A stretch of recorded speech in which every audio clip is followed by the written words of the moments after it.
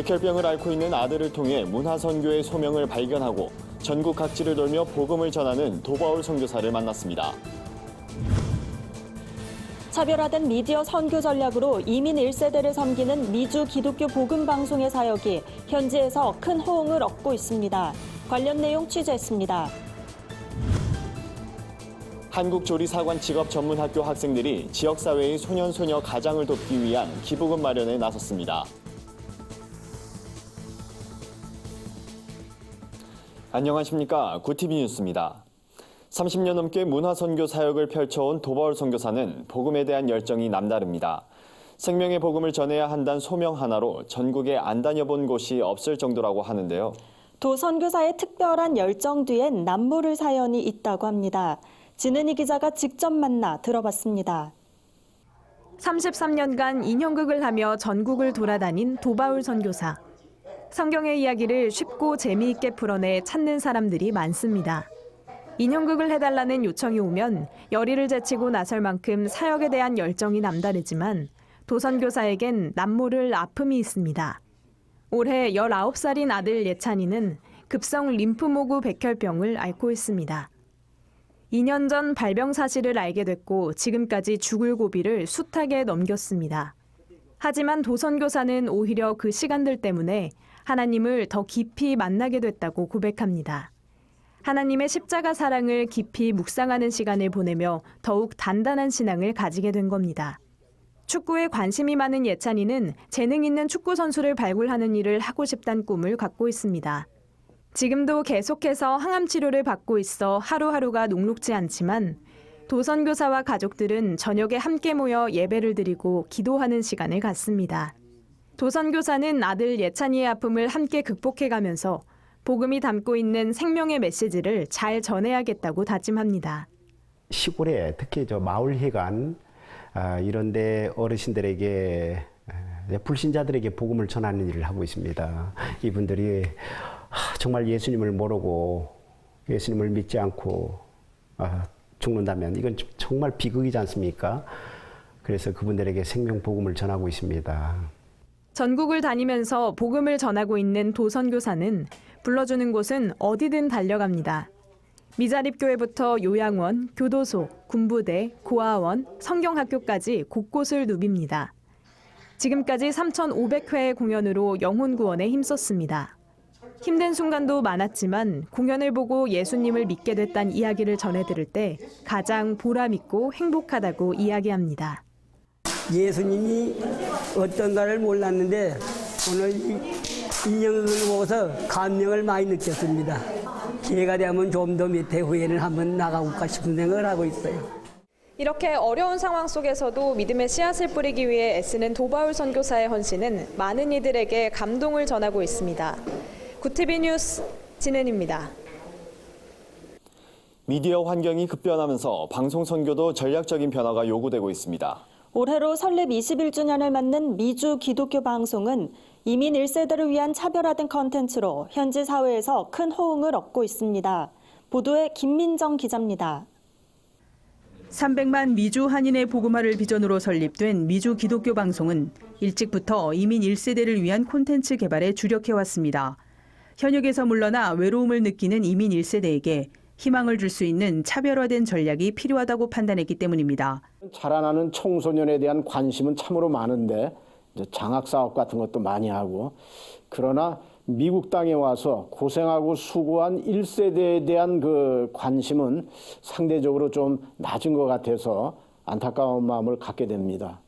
라디오 매체인 미주 기독교 방송은 건강보험이나 의료상식, 정부로부터 받을 수 있는 혜택에 관한 정보를 관련 전문가를 초청해 제공하고 현장을 찾아 이민 1세대의 고충을 직접 들어보는 프로그램을 방송하고 있습니다.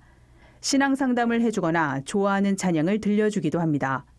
노인 아파트에 계신 우리 권사님들, 장로님들, 또 요양병원에, 양로병원에 계시는 우리 성도님들, 또 그런가 하면 이제 장애인들, 그리고 소규모 자영업자들을 주 타겟으로 해서 방송을 지금 하고 있습니다.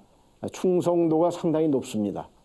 남 목사는 방송을 통해 위로와 소망을 얻었다며 직접 찾아오거나 편지를 주는 분들이 있다며 그럴 때마다 뿌듯함과 보람을 느낀다고 말했습니다. 미주 기독교 방송에서 제작하는 프로그램은 한국 정부로부터 일정 부분 지원을 받고 있습니다. 한국전파통신진흥원과도 긴밀한 협력을 통해 도움을 얻고 있습니다.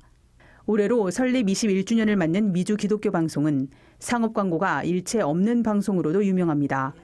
남 목사는 지금껏 하루도 쉬지 않고 일체의 상업 광고 없이 올 수 있었던 것 자체가 기적이라며 앞으로도 성도들의 기도와 후원에 힘입어 세계 복음화의 비전을 이루는 데 최선을 다하겠다는 포부를 밝혔습니다.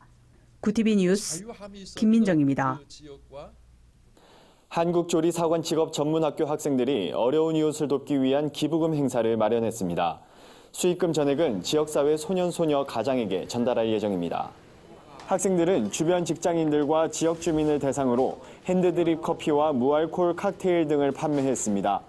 소년소녀 가장을 돕는다는 취지와 시중보다 저렴한 가격에 사람들의 반응도 좋았습니다. 이날 금천구청 공무원들도 현장을 방문해 학생들을 격려했습니다. 이태용 복지교육국장은 학생들이 배운 재능을 발휘해 지역사회에 공헌하는 모습이 뜻깊고 앞으로도 관내 봉사활동의 큰 축으로 자리매김할 것을 기대한다고 말했습니다. 한편 한국조리사관직업전문학교는 기독교 정신을 바탕으로 설립됐으며 독거노인과 장애인 등 지역사회의 소외된 이웃을 섬기고 있습니다. 구티비가 발행하는 종합주간지 위클리 굿뉴스의 주요 소식을 김민정 기자가 소개해드립니다.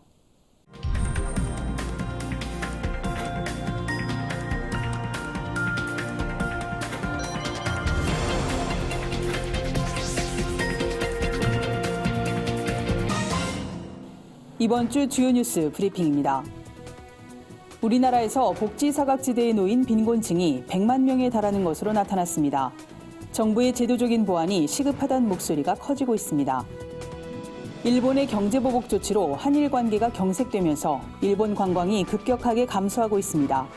올 연말까지 한국인 관광객이 최대 90%까지 감소할 것이란 관측이 나오는 가운데 일본의 서민 경제가 큰 타격을 입을 것으로 보입니다. 송환법 반대 시위로 촉발된 홍콩 시위가 갈수록 격화되고 있습니다. 중국에선 시위를 겨냥한 가짜뉴스가 쏟아져 나오고 있는데요. 자세한 내용 정리했습니다. 최근 탈북민 모자가 죽은 사건이 발생해 큰 충격을 줬습니다. 사인은 뚜렷하지 않지만 굶어 죽은 것으로 추정되는데요. 냉장고가 텅 비어 있을 정도로 최극빈 상태였지만 아무런 복지 혜택을 받지 못한 것으로 알려져 안타까움을 더했습니다. 우리나라 복지사각지대에 놓인 빈곤층은 최소 93만 명, 거의 100만 명에 육박합니다. 정부가 기초생활보장제도를 운영하고 있지만 부양 의무자 중 한 명이라도 월 소득이 238만 원을 넘으면 혜택을 받을 수가 없습니다. 때문에 부양 의무자 조항을 폐지해야 한다는 주장이 나오는데요. 대한민국 사회의 민낯을 드러낸 이번 사건이 또다시 되풀이되지 않도록 구체적인 대책 마련이 시급합니다. 일본의 경제보복 조치로 한국인의 일본 관광이 급격히 감소하고 있습니다. 교도통신에 따르면 공익재단법인 오사카 관광국이 오사카부 소재 한국계 여행사 5곳을 상대로 조사한 결과 올해 8월에서 9월 한국에서 오사카에 오는 단체 여행객이 전년 동기보다 20%에서 80% 감소한다는 응답이 있었다고 밝혔습니다. 현지 언론들은 앞으로 상황이 더 악화될 것으로 내다봤는데요. 연말까지 최대 90%가량 감소한다는 관측도 나오고 있습니다. 특히 한국인 관광객의 비중이 높은 지방 소도시를 중심으로 서민 경제가 직격탄을 맞게 될 것으로 보이는데요. 노 아베를 넘어 노 아베의 재팬 열기는 한동안 계속될 전망입니다. 홍콩의 송환법 반대 시위로 시작된 홍콩 시위가 장기화될 조짐을 보이고 있습니다. 시위대와 경찰 사이의 충돌이 격화되면서 우리 정부는 여행 경보를 발령한 상태인데요. 중국에선 홍콩 시위를 겨냥한 가짜뉴스가 대량으로 쏟아져 나오고 있습니다. 이에 트위터와 페이스북은 중국 정부와 연루된 계정 수백 개를 삭제했다고 밝혔고 유튜브도 홍콩 시위와 관련해 중국 정부의 악의적인 선전에 활용된 것으로 의심되는 채널 202개를 폐쇄 조치했습니다. 중국 당국은 중국인의 입장을 소개한 것이라며 반박하고 있는데요. 이번 사태의 파장이 어디까지 미치게 될지 귀추가 주목됩니다. 10대 청소년들 사이에서 언어폭력, 집단 따돌림, 사이버 괴롭힘이 갈수록 심해지고 있습니다. 이번에 교육부가 발표한 학교폭력 실태 조사를 보면 학교폭력의 양상이 신체적인 폭력에서 정서적인 폭력으로 변화하고 있음을 알 수 있는데요. 특히 중고등학생보다 초등학생의 피해 응답률이 높아 학부모들의 불안은 가중되고 있습니다. 정부 차원의 대책도 중요하지만 다음 세대 회복을 외치는 교회의 역할이 어느 때보다 절실해지는 대목이 아닐까 싶습니다. 지금까지 위클리 뉴스 브리핑이었습니다. 오늘의 사회 이슈를 하나은 기자가 종합해드립니다. 오늘의 이슈 포커스입니다. 내년 정부 예산안이 올해보다 9.3% 늘어난 513조 5천억 원으로 확정됐습니다. 일자리를 포함한 보건, 복지, 고용 예산은 181조 6천억 원으로 총 지출에서 차지하는 비중이 가장 높았습니다. 혁신 성장과 경제 활력 제고에 올인하면서 산업, 중소기업, 에너지 분야에 대한 투자는 23조 9천억 원으로 27.5% 늘렸습니다. 세입 부족을 보전하기 위한 적자 국채 발행 규모는 올해 33조 8천억 원에서 내년 60조 2천억 원으로 역대 최대로 늘어나게 됩니다. 일본에서 전량 수입하던 반도체 공정 코팅 소재를 국산화하는 데 성공했습니다. 국가핵융합연구소는 미세분말 상태에서도 뭉치지 않는 용사 코팅 소재, 이투륨 옥사이드를 국내 기업과 함께 최초로 제조했다고 밝혔습니다. 분말끼리 서로 밀어내는 반발력이 생겨 응집되지 않고 균일한 코팅막을 형성할 수 있습니다. 이르면 10월 민간택지 분양가 상한제 시행이 예상되면서 내달에 연중 최대 분양 물량이 쏟아질 전망입니다. 부동산 114 집계에 따르면 다음 달 분양 예정인 새 아파트 물량은 전국적으로 총 52,608가구에 달합니다. 특히 분양가 상한제 적용 가능성이 큰 서울의 경우 다음 달 7,000가구 이상이 분양될 예정입니다. 구티비 뉴스 하나은입니다. 글로벌 선교 방송단과 함께하는 교계 소식 전해드립니다. 동성애 동성혼 반대 국민연합과 동성애 동성혼 합법화 반대 전국교수연합이 대구 가톨릭대 이정옥 교수의 여성가족부 장관 지명과 관련해 성명을 발표했습니다. 단체는 문재인 대통령이 여성가족부 장관 후보로 가족과 젠더의 사회학, 성평등의 사회학 등을 저술한 이정옥 교수를 지명한 것에 반대한다며 현행 양성평등 헌법과 법률을 준수하며 가족정책을 수행해 나갈 수 있는 사람을 다시 지명하라고 촉구했습니다. 경서교회 함정은 교회 기자가 보내온 소식입니다. 솔로몬 국제신학원이 지난 26일 경서교회에서 제1회 졸업식을 개최했습니다. 총장 홍재철 박사는 제1회 졸업생들을 필두로 교단이 더욱 든든히 서고 세계를 복음화하는 꿈과 비전의 초석이 될 것을 기대한다고 말했습니다. 솔로몬 국제신학원은 대한예수교 장로회 합동총회 산하 신학원으로 오는 9월 28일 2학기를 개강합니다. 박성수 교회 기자가 보내온 소식입니다. 충남 천안의 예움교회가 9월 1일 가을맞이 음악 예배를 드립니다. 이번 예배는 예움교회가 이전에 방문했던 주님의 나라 교회의 답방에 맞춰 진행하게 됐으며 음악을 좋아하고 탁월한 역량을 지닌 성도들을 주축으로 준비됩니다. 차용준 담임 목사도 지방의 목사 성가단에서 17년간 지휘를 맡았던 것으로 알려졌습니다. 이상으로 뉴스를 마칩니다. 구티비 뉴스는 인터넷 신문 데일리 굿뉴스를 통해서도 보실 수 있습니다. 시청해주신 여러분 고맙습니다.